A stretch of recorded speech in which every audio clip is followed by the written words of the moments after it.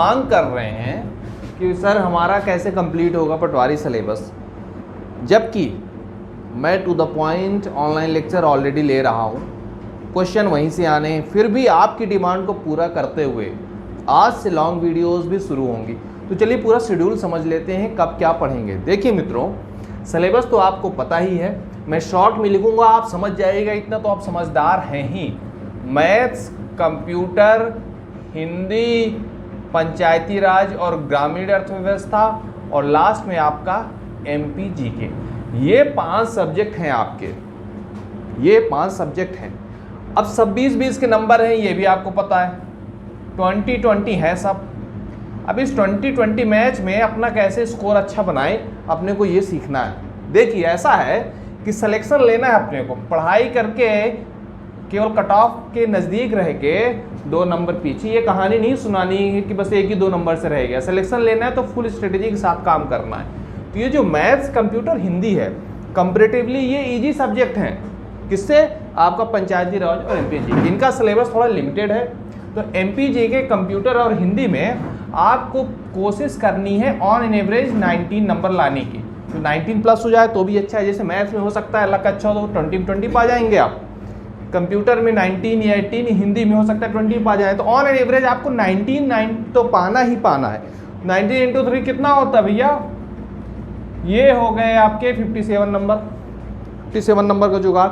और ये मत सोचिए कैसे आएंगे, एक एक नंबर का यहाँ पे जुगाड़ आपको कराएंगे, एक एक नंबर का।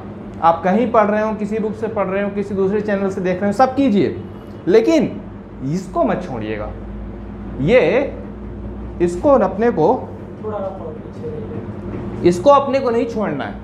आदमी क्या करता है, जब खाना पीना कहीं भी खाए, लेकिन जब आप शादी पार्टी में जाते हैं तो आइसक्रीम नहीं छोड़ते हैं। ये आइसक्रीम तृप्ति यही देगा, मोक्ष का द्वार यही है, यही मुक्ति दिलाएगा आप। तो देखिए मैथ्स, कंप्यूटर, हिंदी हो गया। अब ये जो टॉपिक है इसमें अपना टारगेट होना चाहिए 16 प्लस। बहुत अच्छा करेंगे तो 17-18 आ सकते हैं, पर 16 प्लस अपना टारगेट हो। और एमपी जीके में भी 16 प्लस। तो ये दोनों कितने हो गए? 32 प्लस कर लीजिए 729 538, ये है 89 नंबर का जुगाड़। अब 89 नंबर में मान लीजिए 3-4 नंबर आपके और कम हो गए तो 85 आ जाएंगे। 85 अपना मिशन है। देखिए पिछली बार कट ऑफ जो है 79-80 के आसपास था जनरल का, वेटिंग 79 तक क्लियर हुई है, लेकिन फ्रेश कैंडिडेट 80 तक हुए। हमारा टारगेट 5 नंबर प्लस है, 85 आपको लाएंगे। तो ये कैसे लाएंगे? क्या बोलने से आ जाएगा? बोलने से नहीं आएगा, इसका कुछ प्रॉपर प्लानिंग होना चाहिए। तो वो प्लानिंग मैं आपको बताने वाला हूँ कि हमारी क्या प्लानिंग है आपके लिए। देखिए मैथ्स की क्लास तो स्टार्ट हो गई है। एसएससी के विंध्य क्षेत्र के धांसू सर जो हैं मैथ्स के, जो बिल्कुल विंध्य क्षेत्र में पूरे स्टूडेंट जो हैं उन्हीं के भरोसे हैं ऑफलाइन क्लास में, वो पहली बार ऑनलाइन मेरे रिक्वेस्ट पे आए हैं और वो मैथ्स आपका कंप्लीट कराएंगे, 20 नंबर दिलवा के जाएंगे। बशर्ते उनकी बताई बात आपको मानना है, जो क्वेश्चन कराते हैं वो प्रैक्टिस करना है, जो फार्मूला बताते हैं वो रिवाइज करना है। ठीक है, कोई दिक्कत आएगा तो उनके कमेंट में पूछना है। तो वो अपना शेड्यूल बताएंगे मेरे बाद, मैं बाकी का शेड्यूल बता देता हूँ। देखिए हिंदी और कंप्यूटर ये तो जनरली ऑनलाइन क्लास ही इसकी ज़्यादा चलेंगी, ऑफलाइन भी लूँगा लेकिन ऑनलाइन ज़्यादा चलेंगी, क्योंकि इसका सिलेबस लिमिटेड है और काफ़ी कुछ इसमें मैं करा भी चुका हूँ। इसका मान लीजिए 70% सिलेबस मैं करा चुका हूँ। फिर भी कुछ टॉपिक में जिसमें आपको दिक्कत जा रही, समझने में कमजोरी आ रही, उसको मैं बेसिक से बोर्ड में भी समझाऊँगा। तो कहीं कोई दिक्कत नहीं, फिर भी आप कमेंट में बताते रहिएगा किस टॉपिक पे दिक्कत है। एमपी जीके की क्लास जो है 1 सितंबर से रेगुलर स्टार्ट हो जाएगी, 1 सितंबर से। और पंचायती राज और ग्रामीण की जहाँ तक बात है, पंचायती राज ऑलमोस्ट मैं ओवर करा चुका हूँ, लेकिन बोर्ड में शुरू से एक बार फिर से धमाकेदार रिवीजन कराऊंगा। और वो रिवीजन ऐसा नहीं होगा कि बहुत फास्ट होगा, बेसिक से बिल्कुल एडवांस लेवल तक पंचायती राज आपको फिर से कराया जाएगा। ग्रामीण की क्लास चालू है, बहुत अच्छे से आप रटते रहिए, इनके नोट्स भी टेलीग्राम में आपको प्रोवाइड कराए जाएंगे। इसके बाद अपना जो शेड्यूल है, ये कहानी आपका लगभग अक्टूबर तक फिनिश हो जाएगी। कब तक फिनिश हो जाएगी? अक्टूबर तक। मित्रों कब तक फिनिश हो जाएगी? अक्टूबर तक अपने को सिलेबस फिनिश कर लेना है। जो नवंबर की कहानी है ना, असली मलाई यहीं पे है भैया। सिलेबस फिनिश करना कोई बड़ी कठिन बात नहीं है, ना टीचर के लिए ना बच्चों के लिए, पर फिर भी हमारे नंबर नहीं आते। आप कई बार देखे होंगे पढ़ के जाते हैं लेकिन एग्ज़ाम में अच्छे नहीं करते। उस कारण क्या है, रिवीजन और प्रैक्टिस ये रह जाता है, रिवीजन और प्रैक्टिस आपका रह जाता है। तो नवंबर में, अकेले नवंबर में आपका 5 बार मैं रिवीजन कराऊंगा सारे सब्जेक्ट का, बिल्कुल रट जाएगा। ऐसा आपको रट जाएगा कि आंख केवल पटवारी देखेंगे, कान में केवल पटवारी का गुंजन होने लगेगा फैक्ट्स का, जीभ से केवल फैक्ट्स निकलेंगे। बिल्कुल ऐसा अपने को कर देना कि पांचों इंद्रियां केवल पटवारी पटवारी कर रही हैं। फिर अपना प्रैक्टिस होगा एमसीक्यू का, और दिसंबर में मैराथन रिवीजन होगा। मतलब ऐसा होगा कि आपका एक एक दिन में ही मैराथन रिवीजन की क्लास हफ्ते में 2 दिन लगेगी, तो वो 16 से 20 घंटे की क्लास होगी। जी हाँ, 16 से 20 घंटे की, आप कह रहे थे ना लंबी वीडियोस की बात, 16 से 20 घंटे की मैराथन रिवीजन क्लास होगी। एक दिन में ही पूरा सिलेबस आपका कंप्लीट कराया जाएगा। साथ में दिसंबर में ही गेस्ट पेपर या एक्सपेक्टेड पेपर आपको प्रोवाइड कराया जाएगा। मित्रों, डाउट क्लियरिंग सेशन तो डेली ही चलेंगी कमेंट सेक्शन में भी, और पर्सनली मैं आपका ऑनलाइन भी लूँगा। तो मित्रों आइए स्वागत करते हैं हमारे विंध्य क्षेत्र के एसएससी के मैथ्स के धांसू टीचर।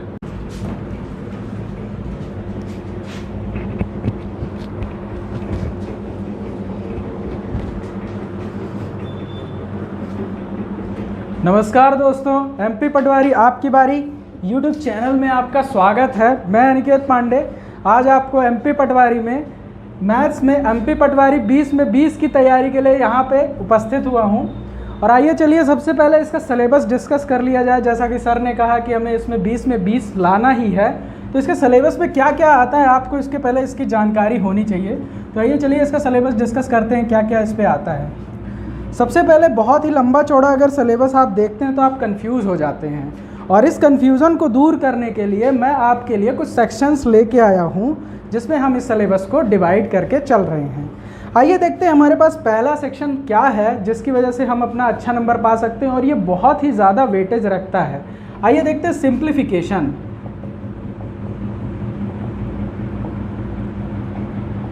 सिंप्लीफिकेशन हिंदी में इसे कहते हैं क्या? सरलीकरण। ध्यान से देख लीजिएगा दोस्तों, ये कोई एक सिंगल टॉपिक नहीं है, ये कई टॉपिक का समूह होता है, ठीक है ना। तो ये जब कई टॉपिक का समूह है और ये कम से कम आपको एग्ज़ाम में 6 से 7 नंबर दिला के जाता है। हाँ मित्रों, 6 से 7 नंबर।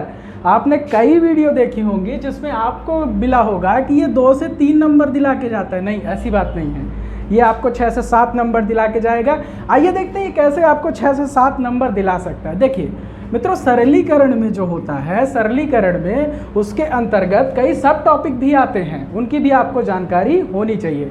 आइए देखते हैं सब टॉपिक क्या क्या हैं इसमें। जैसे पहला इसके अंदर टॉपिक है संख्या पद्धति।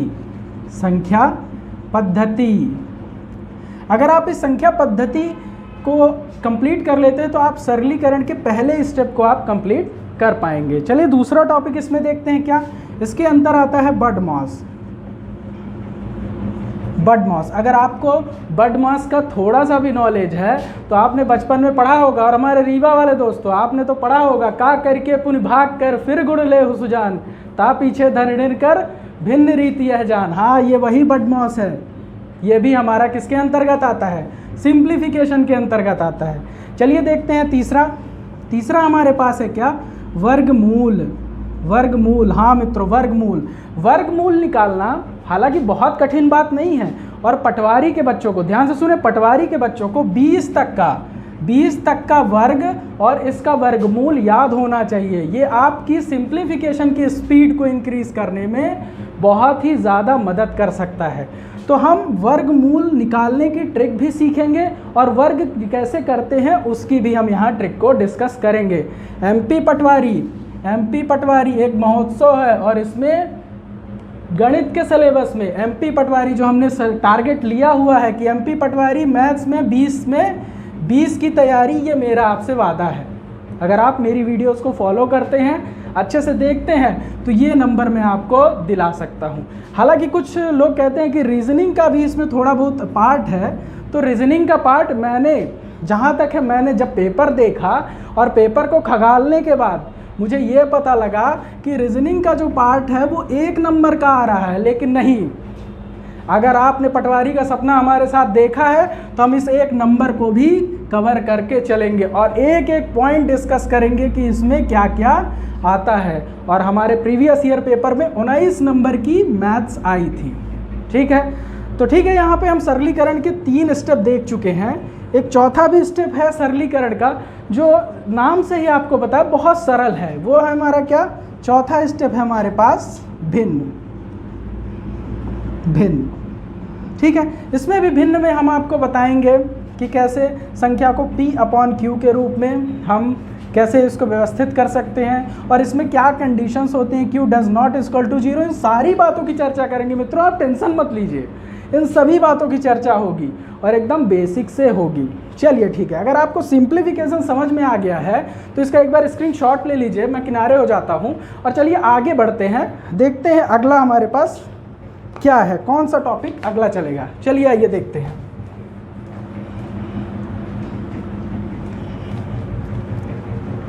चलिए मित्रों, हमारा दूसरा टॉपिक है प्रतिशत। प्रतिशत, और ये सिर्फ परसेंटेज कह देने से नहीं होता है, ये प्रतिशत हमारी अर्थमेटिक का कह देते हैं ये रीढ़ की हड्डी है। ये प्रतिशत हमारी अर्थमेटिक मैथ की रीढ़ की हड्डी कहलाती है मित्रों। और अगर आप इस प्रतिशत को सीख लेते हैं तो इसके साथ साथ रीढ़ की हड्डी आपकी कितनी मजबूत हो जाएगी ये भी देख लीजिए यहाँ पे। चलिए इसका पहला स्टेप देखते हैं, आप इसको क्या क्या सीखने के इसमें आपको मिलेगा। सबसे पहले साधारण ब्याज। साधारण ब्याज, जिसे हम इंग्लिश में सिंपल इंटरेस्ट भी कहते हैं। साधारण ब्याज, रियल लाइफ में आप कई जगह से लोन लेते हैं और उस पर ब्याज भी चुकाते हैं। आपने बनिया को भी अपने गांव में लोन लेते तो देखा ही होगा ना। चलिए तो हम वही इसी चीज़ को हम एग्ज़ाम में और पटवारी के मायनों में कैसे ढाल के आपको दिखाएंगे, इसकी चर्चा हम बाद में करेंगे। चलिए देखते हैं इसका दूसरा स्टेप क्या होता है, चक्रवृद्धि ब्याज। चक्रवृद्धि ब्याज, और चक्रवृद्धि ब्याज का मतलब क्या होता है इंग्लिश में, CI, जिसका मतलब होता है क्या, कंपाउंड इंटरेस्ट।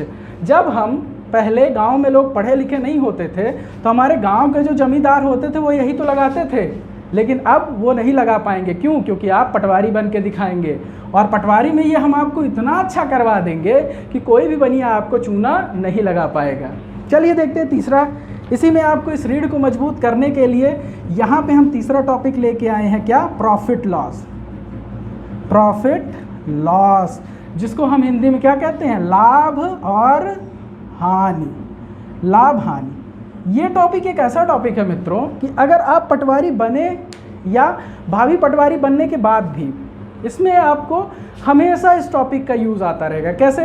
देखिए, आप जब बाज़ार में सामान खरीदने जाते हैं तो एक प्रॉफिट लॉस का एक ऐसा सिस्टम चल चुका है कि जब तक आप प्रॉफिट कमा नहीं लेते तब तक आपको भरोसा नहीं होता है कि आपने कोई सामान सही से ख़रीदा हुआ है। ठीक है, तो मान लीजिए जैसे आपने कोई चीज़ 1000 रुपये की खरीदी और अगर उसे 1200 रुपये में बेच दिया तो आपको क्या हुआ यहाँ पे, प्रॉफिट।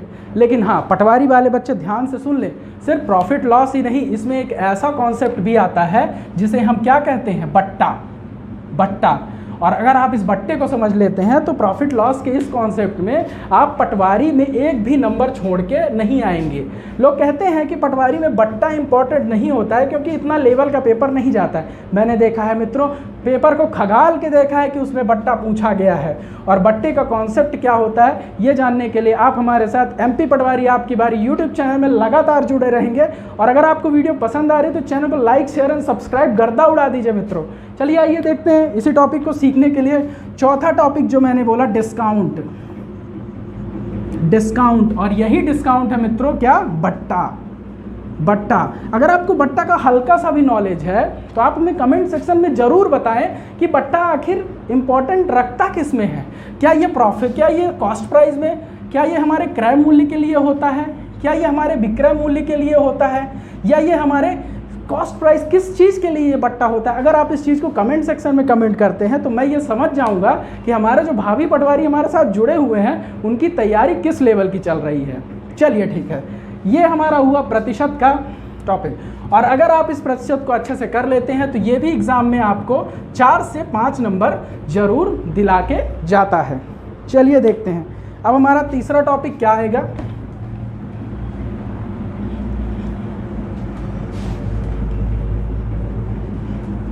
चलिए मित्रों, देखते हैं। हमारा तीसरा टॉपिक है अनुपात। अनुपात, और जिसे हम क्या कहते हैं? रेशियो। रेशियो, अनुपात। ये मित्रों बहुत ही इंपॉर्टेंट टॉपिक है। अगर हम रेशियो को देखें तो हम कभी कभी हर चीज़ में, जैसे हमारे रियल लाइफ अगर एग्जाम्पल को हम लेके चलें तो रेशियो कोई नया टॉपिक नहीं है। रेशियो, अनुपात का मतलब होता है आपके घर में कोई दूध देने वाला आता है और अगर वो दूध दे के आपको जाता है तो आप कहते हो कि भैया आपने क्या दूध में पानी मिलाया है? वो कहता है नहीं नहीं, हम तो सबसे शुद्ध दूध देते हैं इस पूरे रीवा में। लेकिन मित्रों यहाँ पे ध्यान रखिएगा कि रेशियो वहीं पे काम करता है। अब आप अगर किसी तरह से पानी और दूध का अनुपात पता लगा सकें तो यही हमारा रियल लाइफ में क्या होता है? एग्जाम्पल होता है। जैसे हमारे पास 1 किलो दूध है, 1 किलो दूध है और इस 1 किलो दूध में अगर 600 ग्राम पानी है और 400 ग्राम हमारे पास दूध है तो इनका रेशियो क्या हो जाएगा? ये 2 जीरो से ये 2 जीरो क्या हो जाएंगे? कैंसिल। और ये 2 दूनी 4 और ये 2 तिहाई 6 और इनका रेशियो कितना हो जाएगा? 3:3, 3:2। तो इसी तरह हम इस टॉपिक को और भी अच्छे लेवल पर समझेंगे। ये तो मैं आपको ओवरव्यू दे रहा हूँ ताकि आप रेशियो का मतलब समझ जाएं। चलिए आइए देखते हैं इस रेशियो में आपको मजबूत करने के लिए इस रेशियो के नीचे कौन कौन से टॉपिक आते हैं, आइए उनको डिस्कस कर लेते हैं। सबसे पहले इसको आता है आयु। ठीक है, आयु, एज प्रॉब्लम जो होती है, एज। ठीक है, तो सबसे पहले हम इसको एज को डिस्कस करेंगे। उसके बाद हमारा दूसरा आता है क्या? मिश्रण। मिश्रण भी सेम उसी तरह का टॉपिक है जैसे आप दूध में पानी की कितनी मात्रा मिलाते हैं। एक इस एग्जांपल से आप समझ सकते हैं। चलिए तीसरा देखते हैं। इसी का एक सब टॉपिक है मिश्र अनुपात। क्या होता है? मिश्र अनुपात। और हमारे पास चौथा टॉपिक है साझेदारी। ठीक है, और ये साझेदारी, देखिए मित्रों, साझेदारी एक ऐसा टॉपिक है जो आपके रियल लाइफ के एग्जाम्पल से बहुत ही अच्छा रिलेट करता है। जब आप कोई बिजनेस स्टार्ट करते हैं अपने रियल लाइफ में तो आप उस बिजनेस में कुछ ना कुछ पैसा क्या करते हैं? इन्वेस्ट करते हैं। ये आप हो गए और ये आपका दोस्त हो गया और आप मिल के कोई एक अच्छा सा बिजनेस खड़ा करते हैं जिसमें से आपने अगर 3,000 रुपये दिए हैं तो आपके दोस्त ने 4,000 रुपये दिए हैं और आपके बीच में यही रेशियो कोई नया टॉपिक नहीं है मित्रों। यही रेशियो आपकी साझेदारी को दर्शाता है कि आप अगर प्रॉफिट में आपकी कितने की साझेदारी है तो यही अगर आप इसका रेशियो निकाल लेंगे तो आपकी प्रॉफिट में भी साझेदारी 3:4 की हो जाएगी। और यहाँ पे ये आपकी साझेदारी रियल लाइफ एग्जाम्पल से मिलती जुलती है। चलिए आइए देखते हैं, अनुपात की बात खत्म होती है। अब हम देखते हैं अगला हमारा क्या टॉपिक है जिससे आप अपनी तैयारी को 20 में 20 की ओर ले जा सकते हैं। आइए देखते हैं। चलिए अगला है हमारे पास समय एवं दूरी। इसे हम इंग्लिश में कहते हैं क्या? Time and distance. Time and distance दोस्तों, टाइम एंड डिस्टेंस की अगर मैं बात करूं तो ये भी आपके हर टॉपिक, मैथ को देखिए मित्रों, मैथ को समझने के लिए आपको मैथ में जीना होगा, मैथ की रूह निकाल के लानी होगी। और मैथ की अगर आप रूह निकाल के लाते हैं तो आपको इस टॉपिक को भी समझना होगा। आप कई बार रियल लाइफ में कितनी बार आपने ट्रेन में ट्रैवल किया होगा, और अगर आप ट्रेन में ट्रैवल करते हैं तो आप जानते हैं कि ट्रेन कितने समय में कितनी दूरी तय करती है। और इसी चीज़ को हम लेके आए हैं, इसके कई सब टॉपिक में इसको हम डिवाइड करते हैं। जैसे देखिए इसका पहला ही सब टॉपिक जो हम लेके आते हैं वो होता है क्या? ट्रेन। अब मित्रों देखिए, ट्रेन में इतनी पॉसिबिलिटीज़ होती हैं कि अगर आप पटवारी में ध्यान से नहीं पढ़ेंगे और इसको एक अच्छे लेवल तक इसकी तैयारी को अगर आप नहीं ले जाते हैं तो ये ट्रेन ये ट्रेन दूसरे स्टेशन तक, पटवारी के स्टेशन तक ये आपको नहीं पहुंचाएगी। और अगर आप पटवारी के स्टेशन तक पहुंचना चाहते हैं तो इस ट्रेन को भी ध्यान में रख के चलिएगा। इसमें कई सारे कॉन्सेप्ट होते हैं, रिलेटिव स्पीड के भी कॉन्सेप्ट होते हैं। इसमें आप ट्रेन की स्पीड निकालना है, डिस्टेंस निकालना है और कितने टाइम पे ट्रेन पहुंच रही है, ये सारी बातें हम आगे चल के करेंगे मित्रों। एक एक नंबर की तैयारी हम यहाँ करने में लगे हुए हैं। ठीक है, तो चलिए इसका दूसरा सब टॉपिक देखते हैं हमारे पास क्या है। दूसरा सब टॉपिक है हमारे पास नाव एवं धारा। नाव एवं धारा, जिसे हम इंग्लिश में क्या कहते हैं, बोट एंड स्ट्रीम भी बोल देते हैं जिसे इंग्लिश में। इंग्लिश मीडियम वाले बच्चे आप लोग भी इसको ध्यान दें और हिंदी मीडियम वाले बच्चे भी इस इंग्लिश को ध्यान दें। क्यों?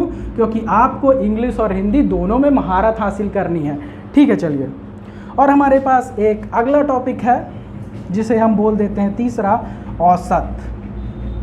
औसत, और ये तीनों टॉपिक अगर आप कर लेते हैं, समय और दूरी को अगर आप कंप्लीट करते हैं, तो ये भी आपका 6 से 7 नंबर आपको दिला के जाता है। तो अभी तक अगर हम देखें तो हमने कितने नंबर की तैयारी बना ली है, हमने लगभग 12 से 13 नंबर की तैयारी में बना ली है। और अगर 12 से 13 नंबर की आप तैयारी कर लेंगे तो आप कहेंगे सर बाकी के 7 नंबर आप कहाँ से दिलाओगे? बाकी के 7 नंबर भी हम आपको दिलाएंगे और आप हमारे साथ देखते रहिए। चलिए देखते हैं बाकी के 7 नंबर किधर से आएंगे, उसकी तैयारी कैसे होगी, आइए देखते हैं।